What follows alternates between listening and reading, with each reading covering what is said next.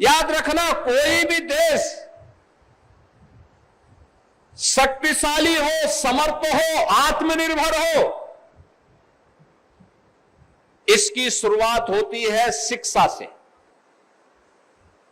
दुनिया के अंदर जब समृद्धि की चर्चा होती है और उनके द्वारा जो पैरामीटर तय होते हैं, उस पैरामीटर में सबसे पहला पैरामीटर आता है शिक्षा।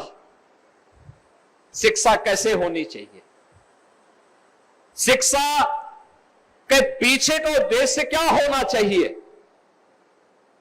शिक्षा के बाद फिर स्वास्थ्य को प्राथमिकता दी जाती है, स्वास्थ्य के बाद कृषि और जल संसाधन को प्राथमिकता दी जाती है। इसके उपरांत कौशल विकास और रोजगार को, एम्प्लॉयमेंट को उसके बाद इसके साथ जोड़ा जाता है, और फिर पर्यावरण को ध्यान में रख करके किस प्रकार का विकास हो जो पर्यावरण के अनुकूल हो। ये सभी पैरामीटर तय करने के बाद ही ये तय होता है कि अगर ये पैरामीटर आप तय कर रहे हैं तो समग्र विकास के इन लक्ष्यों को प्राप्त करने में सफल हो पाएंगे। और समग्रता के उस लक्ष्य को प्राप्त करने की मंशा के साथ जब कोई अभियान आगे बढ़ता है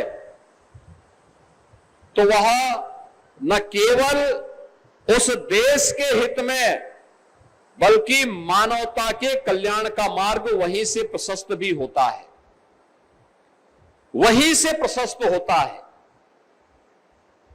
ये केवल एक विद्यालय के भूमि पूजन और शिलान्यास का कार्यक्रम नहीं है, यह भारत के सुयोग्य नागरिकों को गढ़ने का और उन्हें आगे तलाशने के साथ साथ उसे तराशने का भी एक महत्वपूर्ण मंच आज पुनः यहां पर शुरुआत करने जा रहा है विद्या भारती अखिल भारतीय शिक्षण संस्थान, जिसके माध्यम से बड़े पैमाने पर भारत को सुयोग्य नागरिक तैयार करने का एक नया केंद्र विकसित हो रहा है।